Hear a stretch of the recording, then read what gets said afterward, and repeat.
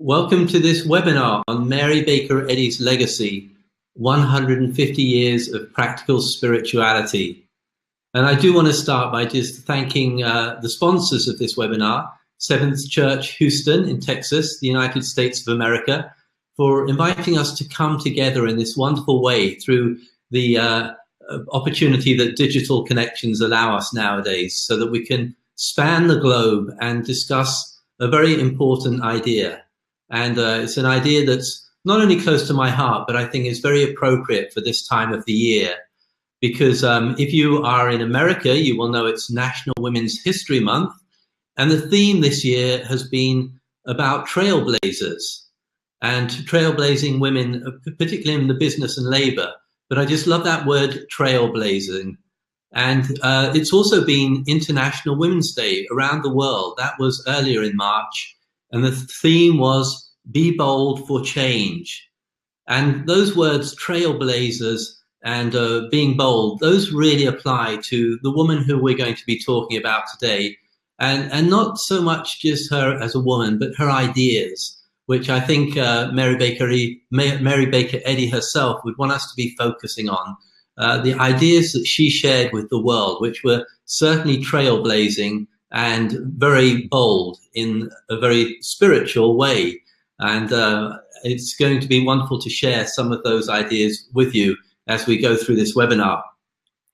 And just to say, in terms of the practical spirituality we're going to be talking about, it really stems from an idea in the Bible that understanding the nature of divinity and our relationship to divinity is healing. It should bring us healing. And there's been a thread of healing over the last several thousand years. And for the most part, it's been recorded through the scriptures, beginning with the Hebrew scriptures and people like Abraham and Moses and Isaiah and Elijah and Elisha and others. And then, of course, people are very familiar with the fact that the Gospels, including, of course, the unparalleled work of Jesus, focused on that wonderful healing impact that came about as a result of a spiritual sense of who we are in relation to our Creator and what we are created to be.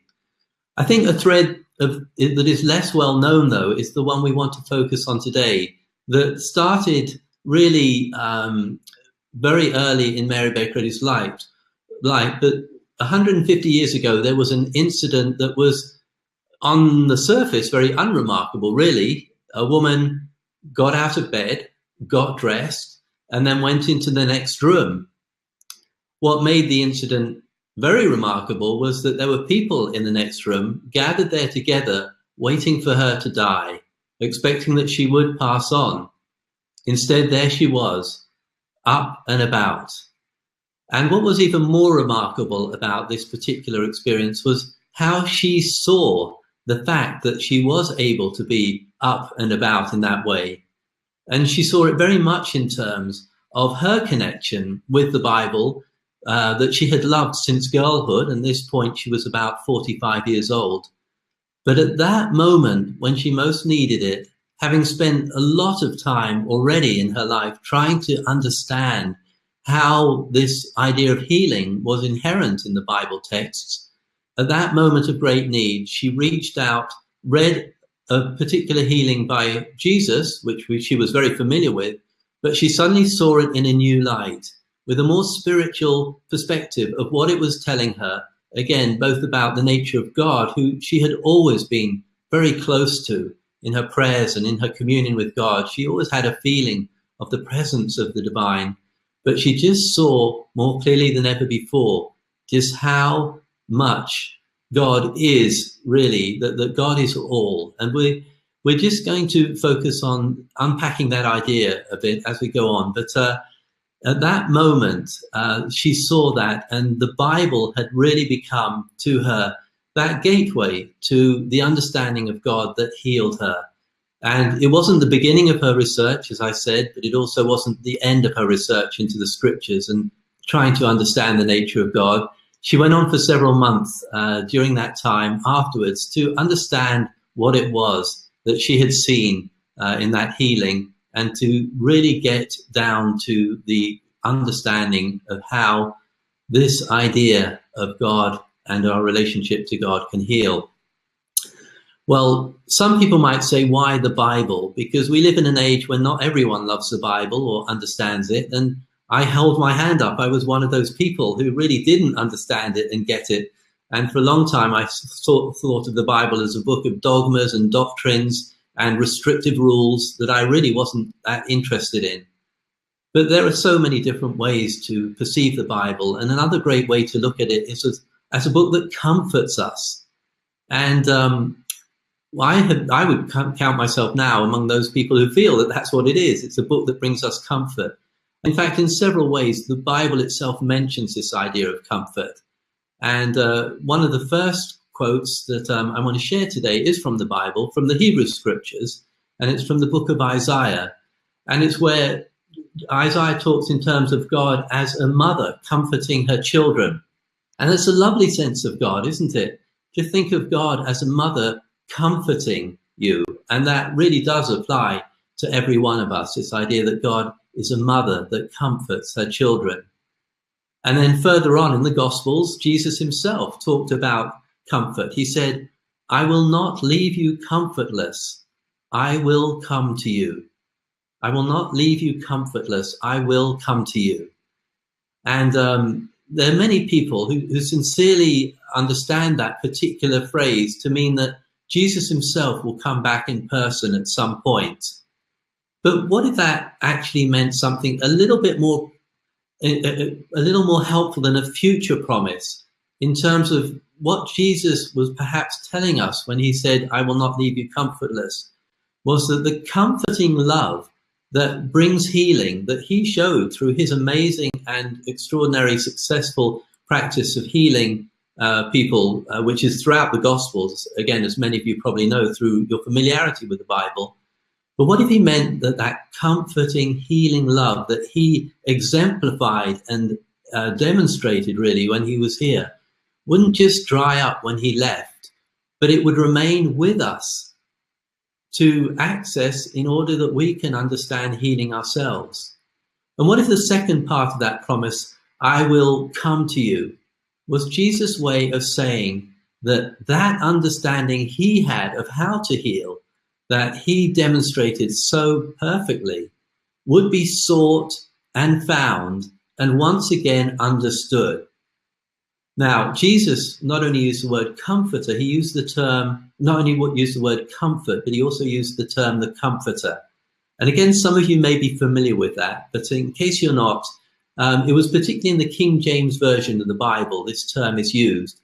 And the way Jesus described the comforter, which he promised would come, he said, the comforter, which is the Holy Ghost, whom the Father will send in my name, he shall teach you all things and bring to your remembrance all that I have said unto you.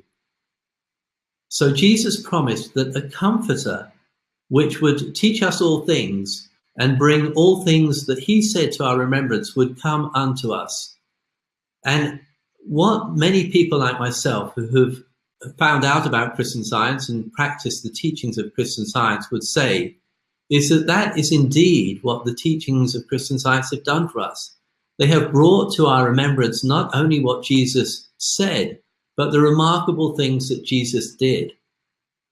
And it's done it in the most wonderful way through the teachings that Mary Baker Eddy has shared on the basis of her own explorations and understanding, and that significant healing being a pivotal point, but certainly not the only thing that led her to this wonderful understanding.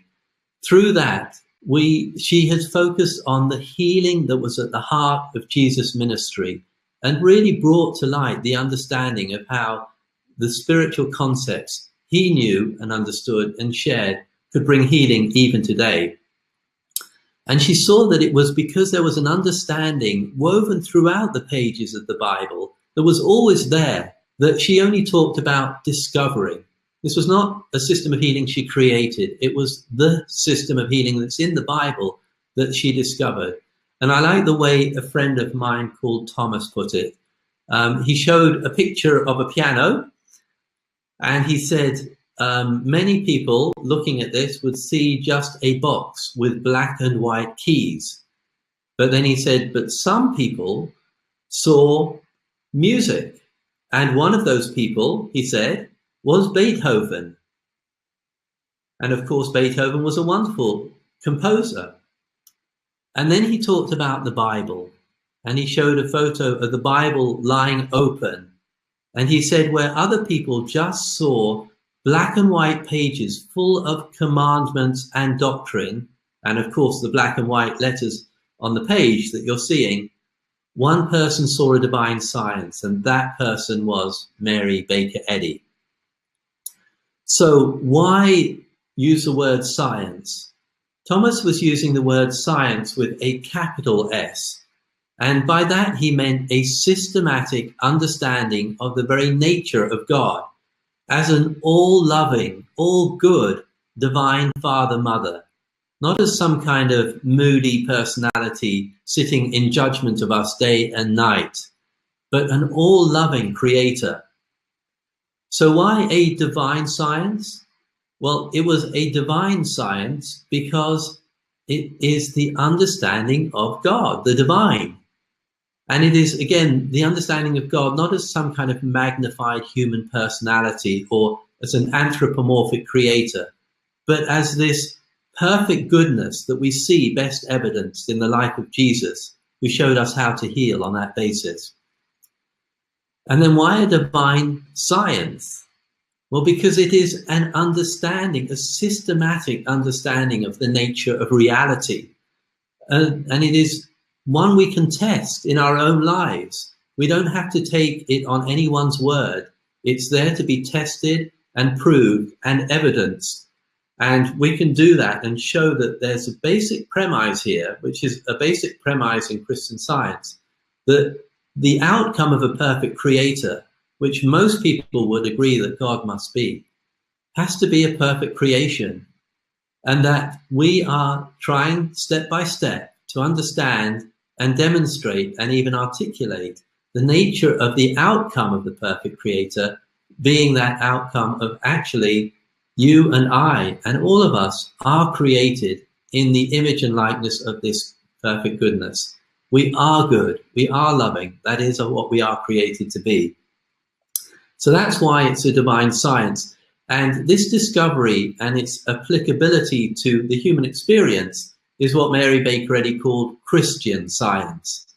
And Christian Science was a discovery, and in time, as she continued to research, continued to study, and continued to prove the practicality of these ideas by healing others, as well as having healed herself, and then teaching others how to heal on its basis, she actually turned from being a seeker in need of healing to being a healer, able to heal those who were in need and were seeking. And that's what she shared. And I just want to share the moment of transition a bit more in depth, because again, those of you who are familiar with the Bible will know the story of Moses and how Moses one day had an amazing experience in the wilderness when he was on his own. But he saw a bush, and according to the Bible, the bush was aflame and yet wasn't burning. And he stopped to see why. And as he did, he really felt the presence of God there with him.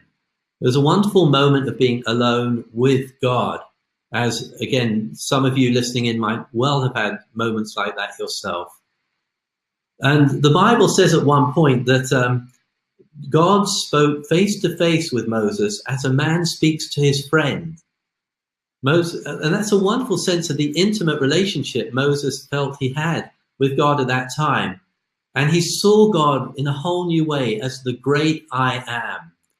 And that sense of God as the only I am is an idea that not only empowered him to go and fulfill his mission of helping free the slaves from Egypt, but also to give us the 10 Commandments and other helpful instruction. But above all, it gave us a whole different sense of the nature of the Creator, one which is still as valuable to us today. Well, that healing I mentioned of Mary Baker Eddy's earlier, where she got up, got dressed and went out of the room, that was that kind of moment. That was that kind of intimate moment of really feeling deeply, divinely, and humanly the very presence of God, and seeing something so clear about God that she was able to not only change her own life, but literally to change the lives of hundreds of thousands of others since, through sharing that understanding. And I love the way she explains what she said she saw. She calls it a glimpse. She says, that short experience included a glimpse of the great fact I have since tried to make plain to others, namely life in and of spirit, this life being the sole reality of existence. That short experience included a glimpse of the great fact that I have since tried to make plain to others, namely life in and of spirit, this life being the sole reality of existence. What Mary Baker Eddy had glimpsed was spirit as the reality of our existence, and the implications of that she has been trying to make plain to others, both in person when she was here, but also through her writings ever since. And what it tells us is the opposite of spirit, that is matter, or called matter, thought of as matter, is not the reality we seem to think it is on a day-to-day basis. It seems very compelling, but actually, at its worst, it's a real problem, as most of us would agree. But even at its best, it's not the true reality of what's going on in our lives. It's a mistaken view of existence, of being, for all of us, individually and collectively. And perhaps I can illustrate this with a photo that I think could help. And it's in a place in the north of England called Scarborough. And when you see it, you'll see that it's a boat. And usually for a boat, instead of being surrounded by water, it is surrounded by flowers, which is nice to see. It's a very pretty boat, and those are very pretty flowers, and it's on a nice hill. But people who live in that area would know that we're missing a whole lot when we're looking at this picture, because this is Scarborough in the mist. And when the mist lifts, you see something totally different. You see that there is a castle on a hill, and there's blue skies, and there's blue water, and there's a whole different sense of what is present in that picture. Now, no one had to put the castle there, or put the hill there, or put the water there. When the mist lifted, it was all visible. And in a sense, that symbolizes something of Mrs. Eddy's glimpse, that she glimpsed that healing wasn't really about getting rid of something wrong. It was about dispersing the mists of material beliefs, which we get so used to believing and accepting and taking for granted, but which hide this deeper divine reality which she discerned, which Jesus proved, and which is really at the heart of all the Bible stories, a deeper divine reality that is the true reality for each and every one of us. And healing today is also about proving that deeper divine reality. So Mary Baker Eddy went on to share her ideas, both in what was called the Massachusetts Metaphysical College, where she taught those ideas to several thousand students, but also in loving the Bible, she also decided she needed to write a book called Science and Health with Key to the Scriptures, the Bible, of course, being the Scriptures. And this book, I say she decided to write it, but it was a calling. She heard the guidance of God, the leading of God, every step of the way as she was impelled to write this book. But wonderfully, she kept testing out the ideas. She kept proving the truth of what she was articulating. None of this is theory. It was all demonstrated, and it is a practice that has been laid out very clearly. And in companionship with the Bible, those two books are the heart of the healing practice of Christian Science.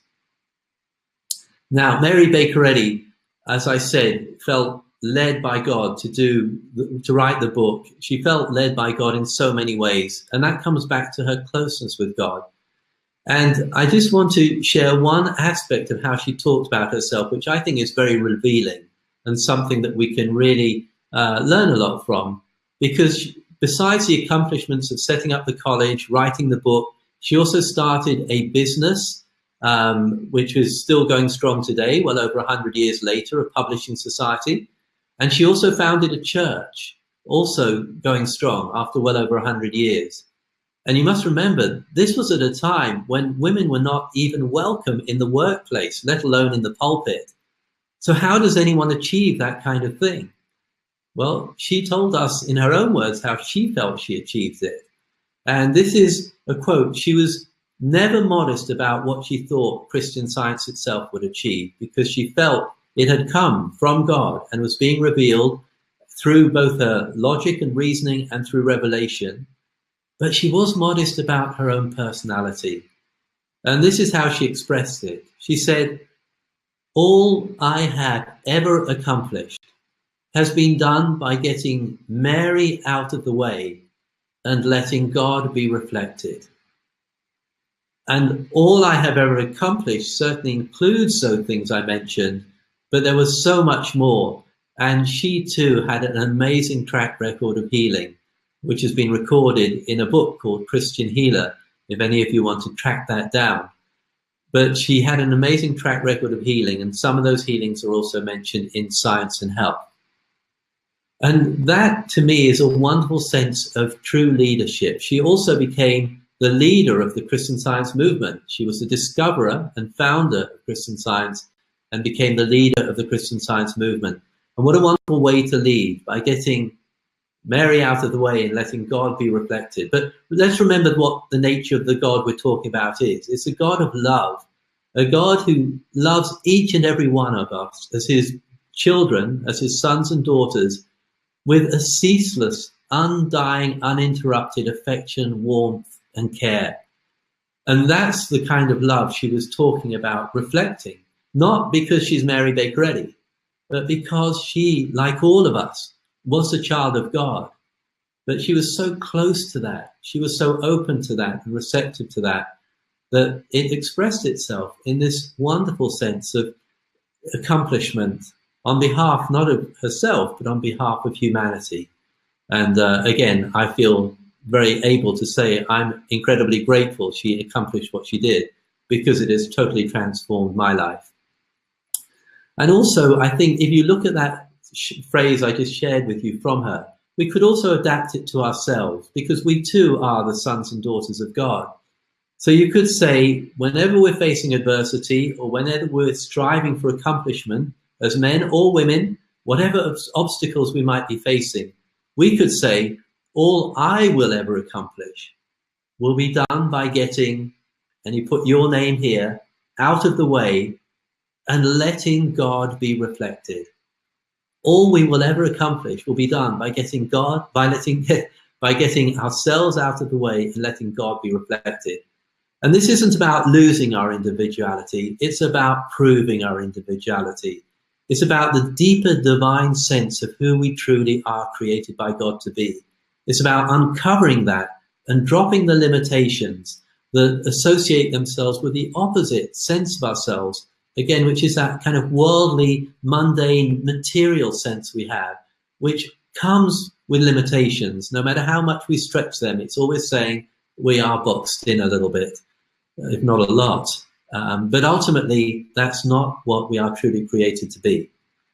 And what understanding this has done for me is it has been a very practical approach to spirituality for the last 30 years of my life, that I have I've had many healings as a result of it, both in terms of physical healings, emotional help and healing, and also when I've needed career pointers and everything. Not that God is standing up there showing us what to do, but when we become conscious of what God is seeing in us, we become conscious of next steps to take, as Mary Baker Eddy did so wonderfully in her accomplishments.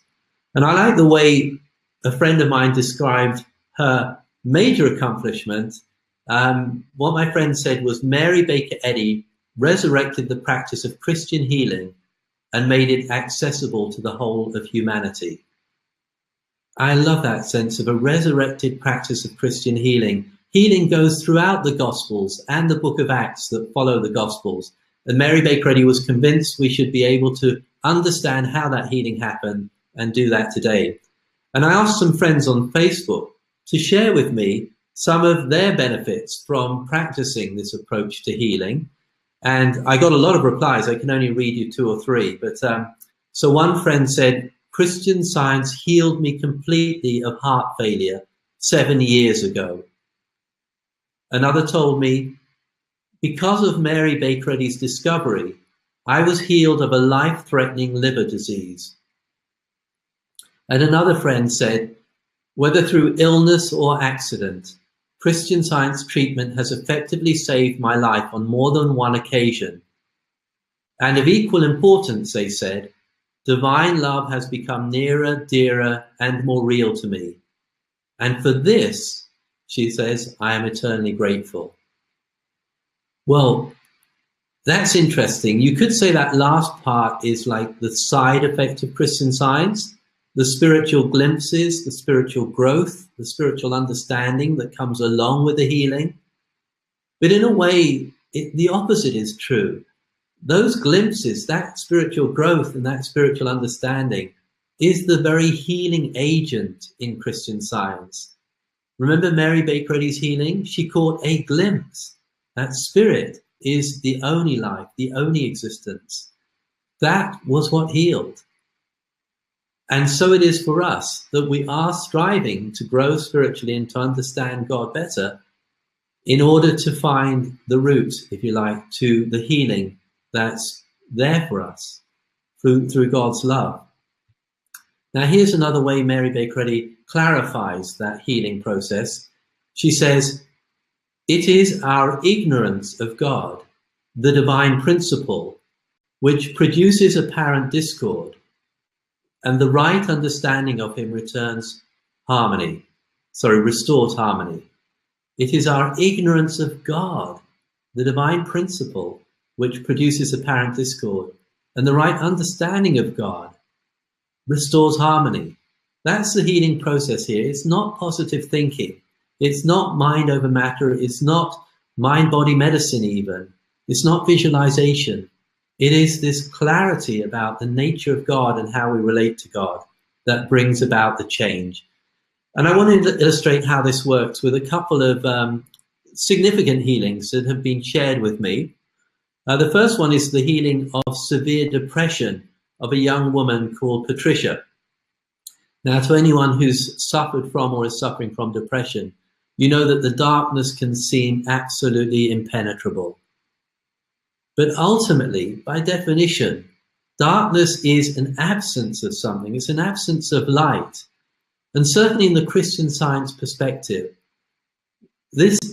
every condition, whether it's a physical condition or a mental health problem, is seen as an absence of the true sense of what we all are as the expressions or reflections of God's divine light, as the children of light, that we truly have a right to claim ourselves to be. So you could say depression is just one egregious part of the larger misconception that we have been created materially with matter as our foundation and basis, rather than spiritually with God as the very source of what we are and always will be. So ultimately, we're talking about dealing with something that is a distorted view, a bit like that picture of that boat with the mist. It was a distorted view of what was there to see, but the mist never actually changed what was there. And we can never lose our spiritual individuality and identity as the beloved sons and daughters of God. So I want to pinpoint a bit more about Patricia's healing. I'm going to start with the end right at the beginning. So a bit of a spoiler, I'm going to tell you how it all worked out. This is how she described the complete healing. She said, it was the recognition of a familiar innocence that blazed through the material sense of darkness to open my troubled heart to the light already within. It was the recognition of a familiar innocence that blazed through the material sense of darkness to open my troubled heart to the light already within. I love that description of that healing. And in a way, to me, that is a description of the Christ, how the Christ heals us. And when I talk about the Christ, I don't mean the person of Jesus. I mean the spiritual idea and understanding that animated him, which empowered his healings. Now, that healing power, that healing potential is still with us today. Jesus showed it more powerfully than anyone else ever has. And that's why he earned the title Jesus Christ, or Jesus the Christ, more accurately, showing us the nature of the Christ. But that power to heal is still accessible to us in this digital age as much as it was in the circumstances surrounding Jesus and his life and his followers, who also were remarkable healers, not to the sense that Jesus did, obviously, but they had amazing healings, and those are recorded in the book of Acts. And that's a great read. If you've never read the book of Acts, it's like a spiritual adventure story, but with really deep resonances about the nature of who we are. And I would recommend reading it if you haven't. So what about Jesus, though? Is Jesus still with us today? I'm going to share a quote from the Bible, which some of you might, again, be very familiar with. Jesus Christ, the same yesterday and today and forever. So something is the same, but is it the person of Jesus? I mean, can we still hear Jesus? Can we still see Jesus? Can we still touch Jesus? Well, I don't think the Bible tells us that we can. Because the Bible tells us that after his crucifixion and his resurrection, Jesus ascended. That meant that even those who had spent those brief years with him when he was here lost sight of him, could see him no more. And that's still the case. We cannot see Jesus anymore. But the Christ that Jesus showed us through his remarkable life, we can perceive that. And to the degree we can begin to learn to heal on that basis. Here's another way that I think Mary Baker Eddy described this in a very thought-provoking manner. She said, "Is there more than one Christ? And hath Christ a second appearing? There is but one Christ, and from everlasting to everlasting, this Christ is never absent." This Christ is never absent. And I think that's what Patricia discovered, because Patricia now, you'll see this photograph of her here, is a very joyful 30-something who has a habit of talking with strangers and having delightful conversations spontaneously, whether it's in her hometown of Chicago or whether it is on her travels with her husband when they travel around the world, as they love to do. And sometimes those conversations end up with a conversation about God. But when Patricia was a high schooler, she didn't know about God. She had no particular theology or spirituality that was telling her about the nature of God. What she did know was that she had a real heavy, heavy sadness and a deep, deep darkness. So much so that she went to a psychiatrist, and the psychiatrist almost immediately gave her a prescription because he said she had a very severe case of manic depression. Unfortunately, when she started taking the pills, that manic depression turned suicidal, which it hadn't been before. And from there, she went downhill. She started drinking in her teens heavily, and then she had a body issue that gave her a sense of control for a while, a body disorder, an eating disorder. It gave her a sense of control over her body for a while. But then both those things just made her even worse until she hit rock bottom. But rock bottom became a wonderful place to be because she had this amazing experience that she calls a window experience, where suddenly, even though she still didn't know anything about the nature of God, suddenly this window opened in her thought and spiritual light poured in. And she saw herself, she said, had a sense of deep peace and a wonderful sense of wisdom came in. And above all, she felt very, very deeply loved. Unfortunately, the window then slammed shut again. and the darkness came back. But she had this benchmark. She knew she wanted to see the light again. She knew she wanted to feel that love again. And by the grace of God, she did. She had an encounter with someone whose just very disposition inspired her, but who also then shared some great ideas. And that person was a Christian Scientist, and that led Patricia to open a copy of Science and Health and read it from cover to cover several times. And I love the way she described that experience when she was reading it.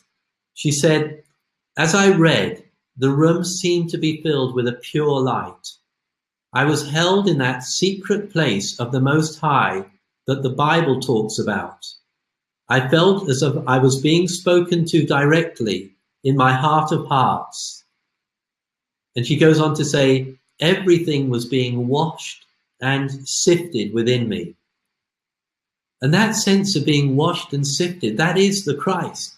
When the Christ comes to us, we find that we can go forward and we will experience the fact that we always were the children of God, that there was never a moment when we were outside of God's care.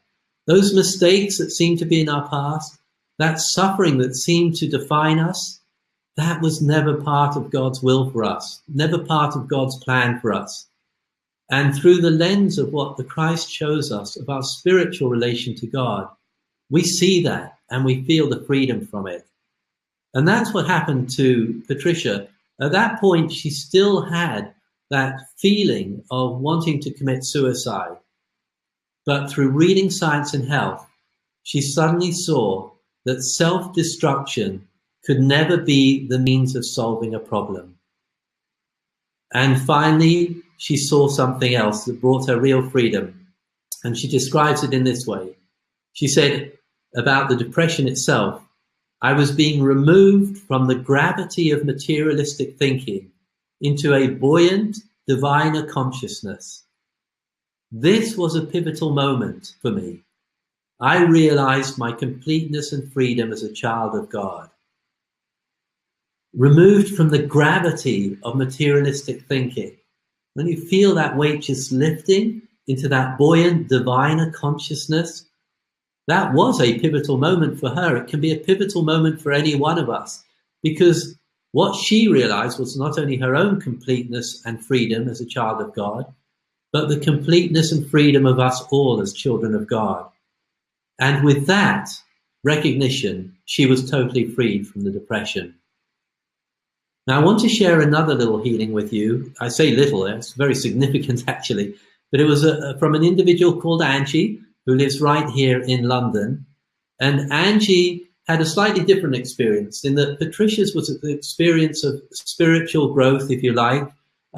She didn't talk to anyone. She just read Science and Health and had those and the understanding of the Bible that brings out as you read it. But sometimes we need help from other people. I have in my past, and other people, we all need help sometimes. And there are Christian Science practitioners who can take that stand with you of bearing witness to the fact that you are what God has created you to be. And that can bring the light to your own sense of yourself and your own experience of yourself. And Angie needed that help in a particular experience where she was diagnosed with a form of pneumonia called mycoplasma pneumonia. And this was a hospital consultant who was diagnosing her with that. And he wanted to file a prescription of moxifloxacin. But above all, he wanted Angie to stay in hospital because he saw there was an urgent need for her to have hospital care. But Angie hadn't actually gone into hospital seeking treatment. She had gone in seeking the diagnosis because her family had asked her to, because she was so unwell. But she had had decades of relying on this spiritual approach to healing for her health. And so she wanted to go back home and work it out with the help of a Christian Science practitioner, and above all, with the help of God. And the consultant reluctantly agreed, but very generously offered his private phone line so that she could call at a moment's notice if she changed her mind. But she didn't change her mind because step by step, she came to that point of healing. She also had the help of a Christian Science nurse, who's an individual with non-medical nursing skills, but one who also brings a spiritual, supportive atmosphere to every interaction with the patient. And with the practitioner's help and with the nurse's help, she finally found herself getting a little bit better. And on that basis, she took the decision to go out to do something at work, which was a time-sensitive task. Bad decision. She found herself collapsing in a heap, and she needed to be shipped home in a taxi. Whereas you can imagine the one thing she wanted to do was to collapse into bed and go to sleep. But this thought came to her to read a set of citations comprised of citations from the Bible and Science and Health that was focused on the idea of God as divine love. She'd already read this set of citations twice that day, so she was reluctant to do it. But finally, she realized this was not just a good idea. This was a divine impulsion, if you like, a message from God. And so she got the citations out, she started reading them, and boy, was she pleased that she did. She came across a couple of ideas that really changed her thought. One was from the book of Isaiah in the Hebrew Scriptures, and it is a simple statement. It says, "Fear thou not, for I am with thee. Fear thou not, for I am with thee." Well, she said the fear began to drain away as she thought about that promise from God, that there's no need to fear because of God's presence and power and love. And then she read a citation in Science and Health. And this one says, "The depth, breadth, height, might, majesty, and glory of infinite love fill all space. That is enough." The depth, breadth, height, might, majesty, and glory of infinite divine love, love with a capital L, meaning God, fill all space. That is enough. Those words are beautiful enough when you just look at them on paper. But when you have a moment when they so speak to your heart that you feel that depth, breadth, height, might, majesty, and glory, they are not only beautiful, but they are healing. And that's what happened to Angie. The way she put it was, "I felt completely surrounded by God's love." At that moment, she felt completely surrounded by God's love. And at that moment, every last vestige of the symptoms of pneumonia went away. It was completely gone. Again, for her family's sake, she went back to the hospital to get a diagnosis, and the doctor's verdict after seeing the X-ray was, "The lungs are completely clear. There is no trace nor any indication of the symptoms you'd had of pneumonia." You know, I just want to finish up by saying healings like this are absolutely wonderful. They really are. Sometimes prayer takes persistence. It's not always an instantaneous healing. As you can see with Angie, there was a journey to that moment of healing. But what these healings are doing is not just making us better physically or mentally. They're proving that underlying reality of what Mary Baker Eddy glimpsed. Life in and of spirit, this life being the sole reality of existence. And I just want to share one last Bible quote with you that speaks to this clarification of what is true about you and me and about the universe, including our world. And it's something we can take to heart and not only improve our own lives through understanding it, but really help our fellow man and woman and really help the world through this perception. And here's how the Bible describes it. It says, "No eye has ever seen, and no ear has ever heard, and it has never occurred to the human heart, all the things that God has prepared for those who love him." And then it goes on to say, "God has shown us these profound and startling realities through his Spirit. The Spirit searches all things, even the deep mysteries of God." And I have to say, those profound and startling realities are profoundly good and startlingly good. And we can be so grateful that that is the reality, that we can see when we pray, when we open our hearts to understand what God has created us to be, and to know that anything that doesn't square with that, anything that doesn't fit with that, is like the mist that was covering that boat. It is not changing who we are created to be. It may seem to hide that for a season, but we have the opportunity through the humility Mary Baker Eddy showed in her life, and through the deep, deep humility that we see in Jesus and his earliest followers. And that is accessible to us, to come close to God, to come into the love of God and feel that love surrounding us and surrounding our neighbors and surrounding the world. And I'm going to share one last quote with you from Mary Baker Eddy, who talked about her love in a way that I think really helps us understand the nature of this individual, Mary Baker Eddy. She said, "I know that my mission is for all the earth, not alone for my dear devoted followers in Christian Science. All my efforts, all my prayers and tears are for humanity and the spread of peace and love among mankind." She had such a broad sense, such a wide sense of how much we can care and love and make a difference. And it's something that I've cherished in my relationship to her through her writings, through understanding how she thought and how she prayed, and how she proved that wonderful continuity of the thread of Christian healing that went right through the Bible is as applicable and available to all of us still today. And again, if you haven't got a copy of Science and Health, the Key to Scriptures, assuming you already have a copy of the Bible, I hope you will go out and get a copy of Science and Health. And you will see the Seventh Church of Houston. If you put Seventh Church Houston into Google with the words Christian Science, you will come to their webpage, and you can get in touch with them or even visit them if you're in that area of Texas. But again, thank you to Seventh Church Houston for this opportunity to talk with you all. And now I would love to see if you have any questions. There's a little box right next to the screen in which you can put any questions you might have, which you might want me to answer. And I'm just going to take a look to see if any of you have already done that. I don't think you have. So feel free to put in any questions you have about Mary Baker Eddy or about Christian Science that you feel you would like me to answer.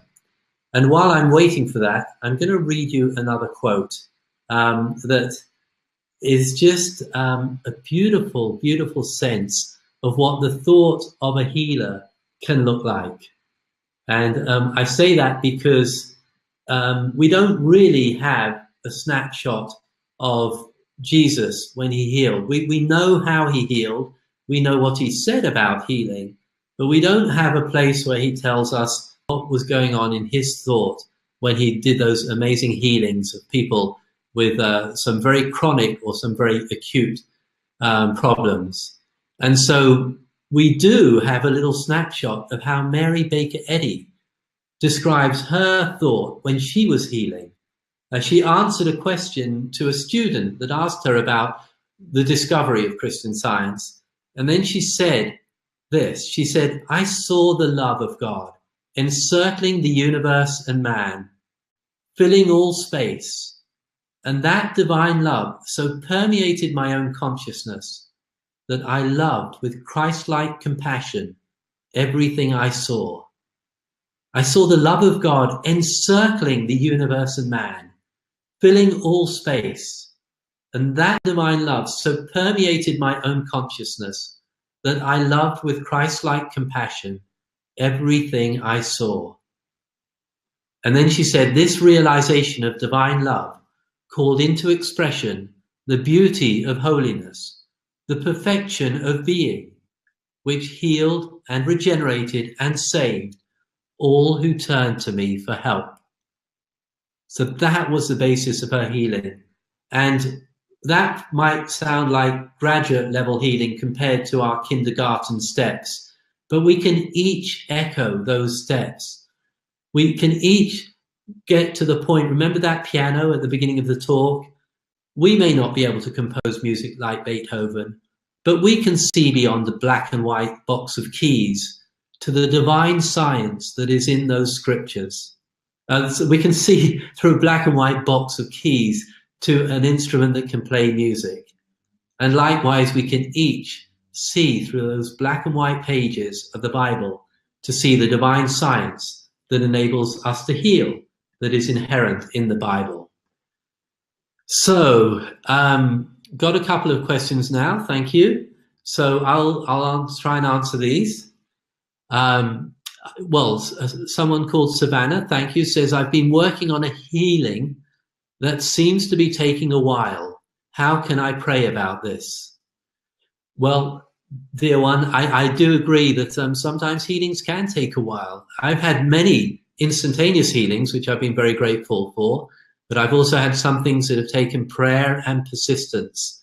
But one thing I would say that has really helped me is just understanding that we can get beyond the words that we're reading. The words in the Bible and the words of science and health can sometimes just bring the right thought that heals.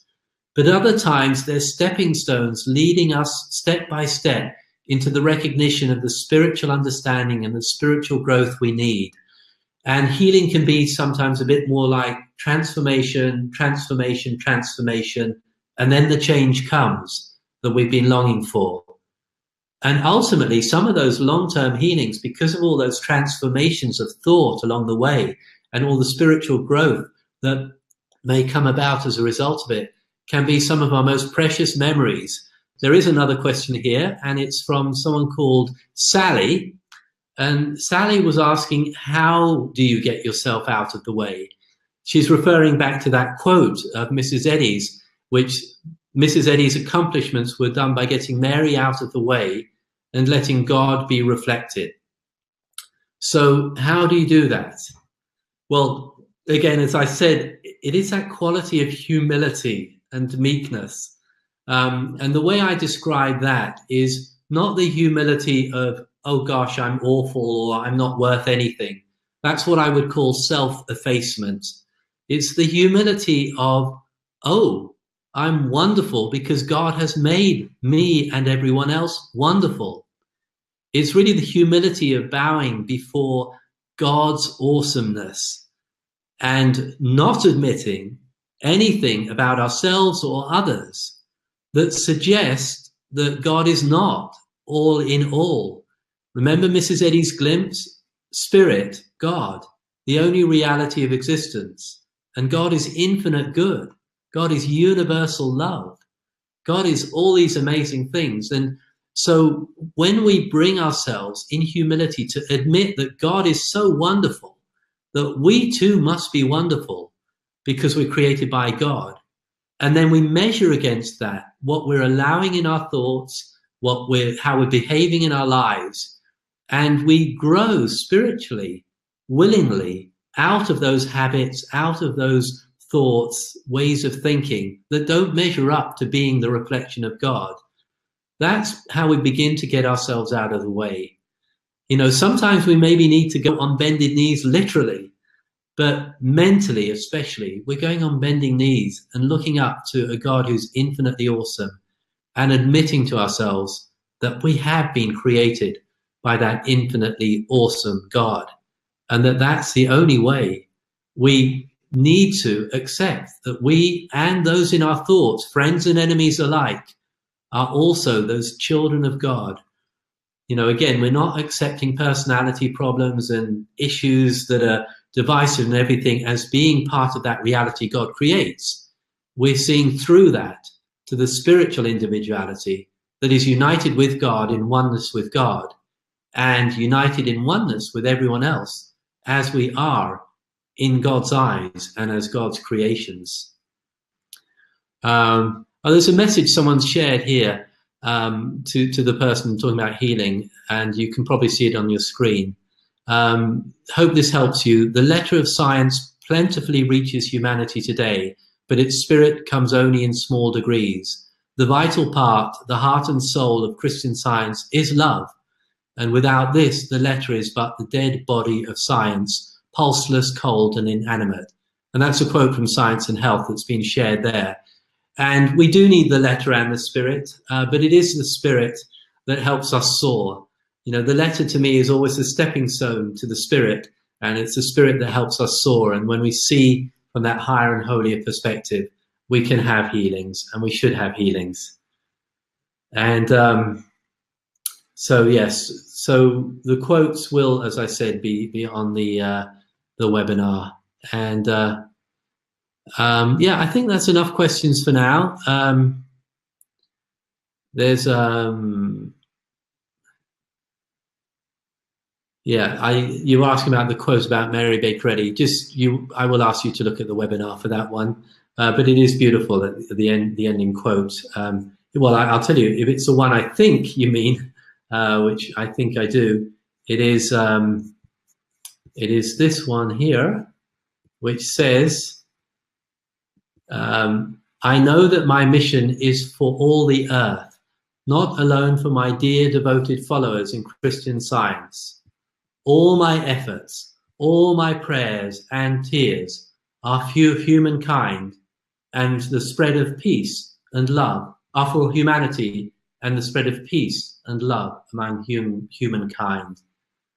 And that was Mary Baker Eddy. And I think that probably is where we need to draw this to a close. Sorry if you have sent a question in that I didn't get to.